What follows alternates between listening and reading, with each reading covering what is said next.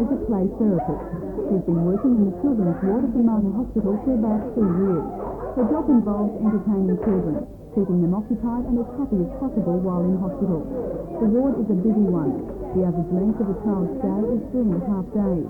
During last month alone, 340 children were admitted and discharged. Keeping them occupied is a full-time job, but because a funding allocation had run its course, the ward was to lose Torres services. Today, 2 Newcastle businessmen presented that. John Kerr, Richard Hughes and Jerry Fay, who collectively own the franchise to 8 McDonald's stores throughout the Hunter, presented the hospital with a cheque for $16,000 to keep Carla on. While the children's delight was evident, Carla also expressed her appreciation. I'm very pleased with the world and I hope that you get a lot of benefit from it. I'm really pleased that I can get put on.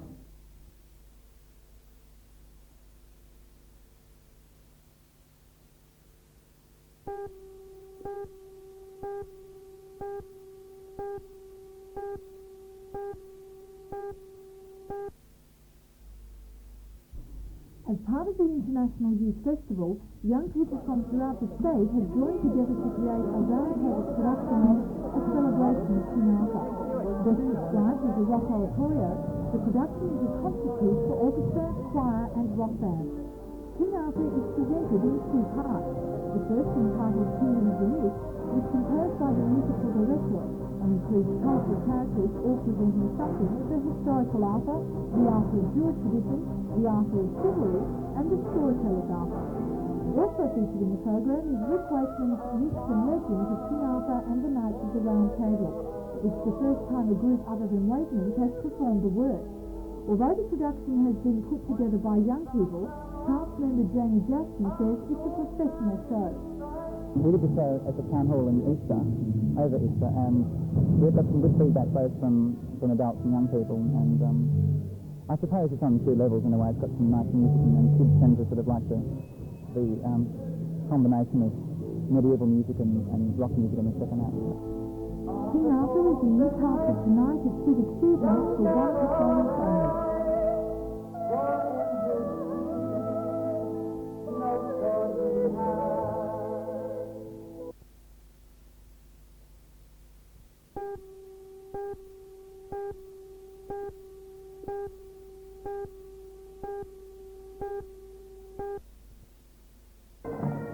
More than 21 bands from throughout the state performed before the judges at the Newcastle International Sports Centre. Pipe band drills are judged according to the Portman, Power of Command and Dress. The bands showed their talent for the better part of the day, but as well as the marching, dancers competed in the Scottish Country Jig. The Newcastle and Hunter Valley Highland Dance Championships were also staged, with competitors travelling from Canberra, Queensland and throughout New South Wales. By the end of the day, judges had determined the winners of the pipe band competitions. St Mary's District Band Club Pipes and Drums won the first and top grade. They also secured trophies for the selection piping, drum corps and best musical performance.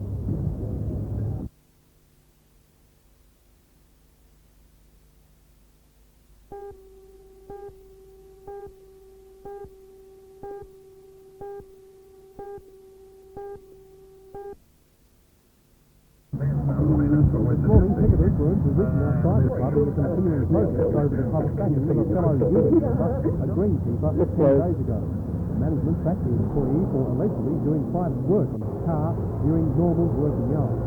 However, despite having no greenkeeper, the Waratah Bowling Club is determined its annual prestigious singles tournament will be conducted throughout this week. The Liquor Trades Union is in sympathy with the AWU, so club members will man the bars.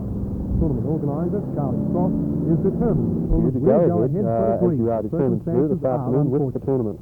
Well, it's going to cost us a lot of money, John, but we owe it to our sponsors and to the players that have been invited to put it on as quick as we can do it possible. Of course, you could be encouraging industrial action to escalate from here. Well, that's a possibility. We haven't done anything wrong at the moment. We're trying to play it all low-key and just carry on as per schedule.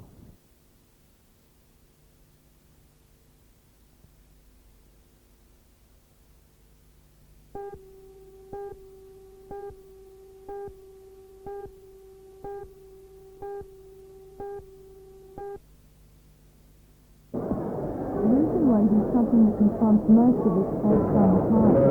Unfortunately, some people have more success than others. It can be an illness that prevents weight loss, but the most common cause of dieting failures is due to selecting the wrong type of diet. Dietitian Kim Telford. I think the main danger involves people who know Australian and long-term diet, or what is then changed from diet to diet. Most people just won't believe that there's no magic way to lose weight, and I think for most people, they go from one diet to the next looking for this magic answer. There isn't a magic answer. The only sensible way to lose weight is just to follow a balanced, sensible diet with the 5 food groups, which involve the meat and protein foods and milk and dairy products, preferably skim because they have less fat, breads and cereals, and fruits and vegetables, and that includes potatoes, but it's not a bad food like a lot of people tend to think. What about things with bad foods?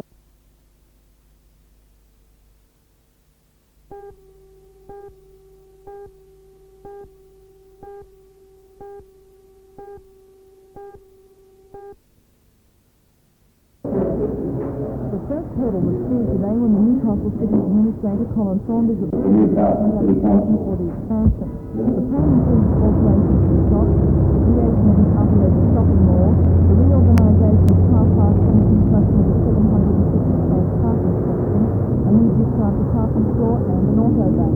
But the administration hasn't had the development sit down without insisting on a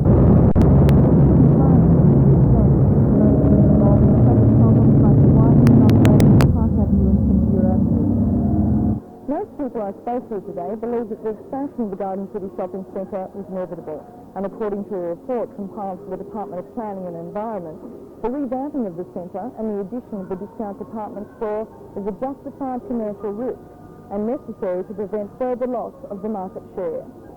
But when the new centre is finished, the effect on the other shopping centres will be marked according to the town planner Gary Fielding. The greatest loss will be on Charlestown Square, which is expected to lose some $11 million. This is not only because it's close to Garden City, but also because when it began trading, it took some of the business away from the Kotara-based centre. The other major losers will be the Newcastle CBD, which is expected to forego $5.6 million in sales, and Mount Hutton, which will lose some $5 million. So some other centres in the area may suffer, and it may sound the death knell for the less efficient, but that's all part of the free enterprise jungle where only the strongest survive.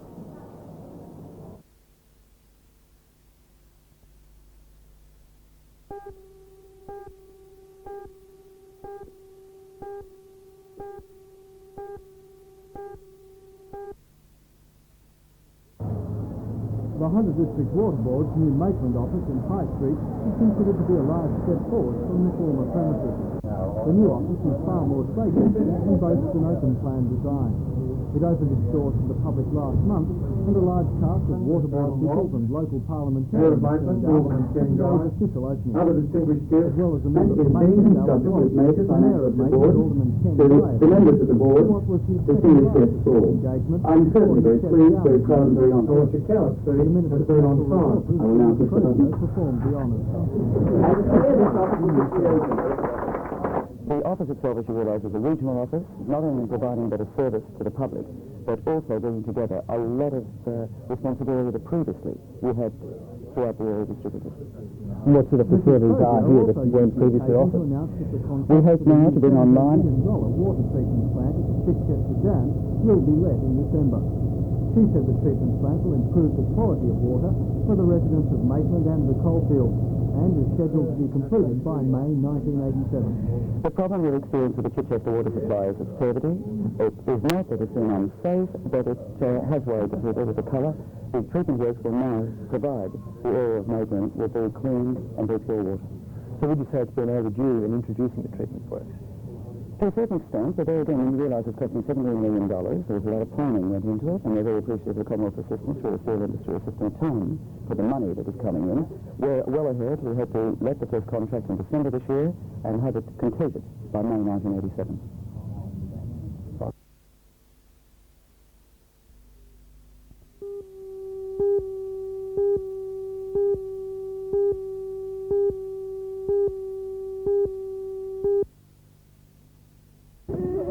Angoras have been in Australia since the 1850s, but interest in them has only really been mounting in the last 15 years.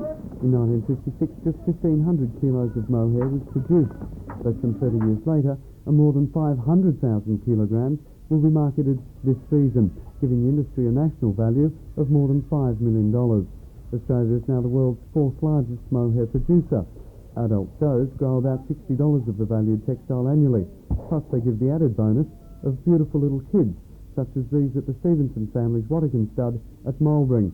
According to Enid and Warren Stevenson, the publicity officer and president of the Hunter Mid-Coast Angora region, it drives the limits to the industry, with world demand at this stage only half filled.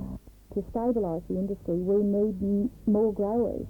There's such a potential there that people don't realise. There's not a lot of publicity being done on the mohair industry, and I think when farmers need, in some instances, to diversify, they should look to the Angora goat because the potential is so tremendous and they're not aware of it.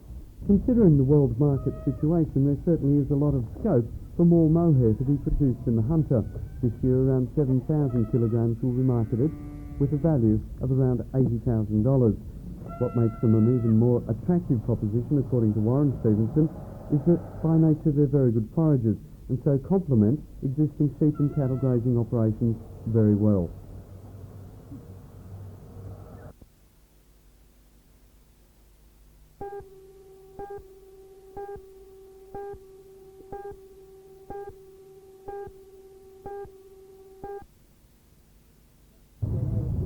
Greenkeeper, a fellow unionist, was dismissed last week for allegedly carrying out repairs on his car during working hours.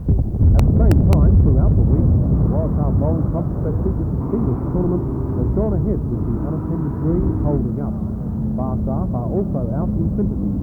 Yesterday, the dispute went before the Industrial Commission, with Justice Liddy recommending all club employees return to work. AWU organiser Max Redding today responded to that recommendation. Well, I will be starting the recommendation of the Honour Justice Liddy and, of course, call the executives of the greenkeepers together and they'll make the decision. If you've had a chance to look at yourself now, are you in a position to give us any initial response from yourself? It's not up to me to make these decisions. The members make the decisions and they'll do so accordingly. Well, the members will make their decision late this evening, I guess. It will be, yes. By the time we get them together, it's midday now and we've got a lot of work to do to get them together. Justice Liddy has put the union on notice that if the return-to-work recommendations aren't complied with, the union will be required to show cause why the recommendations shouldn't become orders.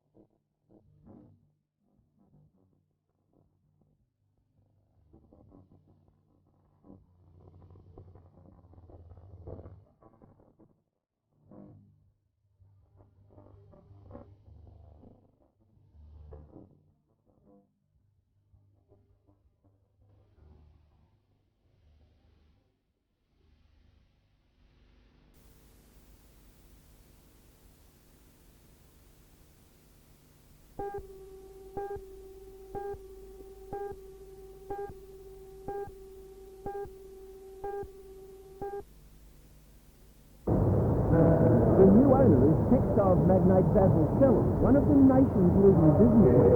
He was in town overnight and was surveying the home courts today, and I caught up with him. Basil, can we see your investment in the Newcastle Falcons as showing an interest in the sport or purely a business deal? I know it's definitely interested in the sport, Lee. I've been interested in basketball for many years. I used to play basketball, and it is primarily an interest in basketball, but must also be a business deal as well, because if it wasn't that, then it wouldn't be successful. How do you see your involvement as improving the lot of basketball in Newcastle? My involvement really is to give the basketball here, the Falcons, sufficient resources to become successful, be even more successful this year when they, finished fourth. We hope to do better than that in the future. But my involvement is to give them sufficient resources to enable them to succeed. There's about 3 teams now in the National Basketball League, privately owned, shall I say. Do you see that continuing? Yes, I think so. I think that the face of sport in Australia as a whole is changing, not just in basketball, but also in the VFL football and probably in other sports as well. It is the way in the future.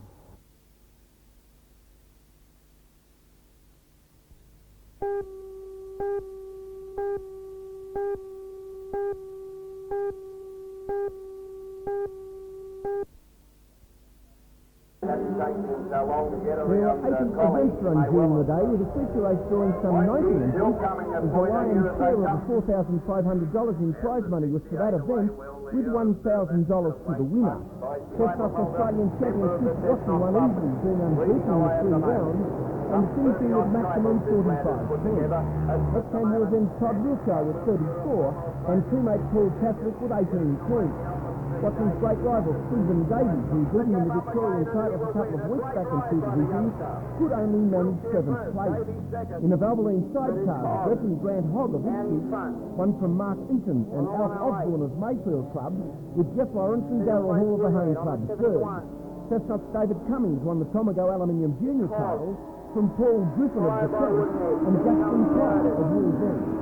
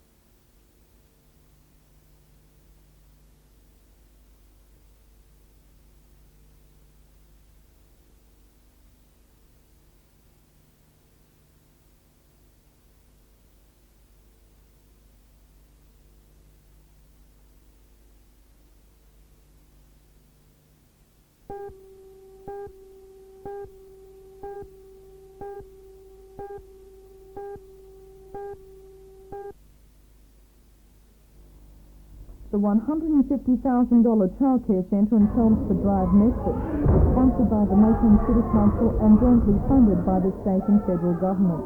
Accommodating some 40 children from babies to preschoolers, The centre is one of 120 set up by the government over the past few years. In opening the centre, the Minister for Community Services, Frank Walker, says it was a true team effort, and without the community's initial determination, it may never have gone ahead. The opening of the centre also represented another important occasion. Alderman Kim Barr performed his last official function as Mayor of Maitland. After 2 years in the job, Alderman Guy says due to work commitments, he's decided to step down at tomorrow night's council meeting. But who does he think will succeed him? Well, I think Alderman Pat Hughes has the numbers for the meeting. We have two good candidates, Alderman Hughes and Alderman Blackmore. But I think sympathies lie a little bit with Alderman Hughes because he's been an alderman for 17 years, and I think a lot of the aldermen think, well, maybe now he deserves to try at the mayoral job.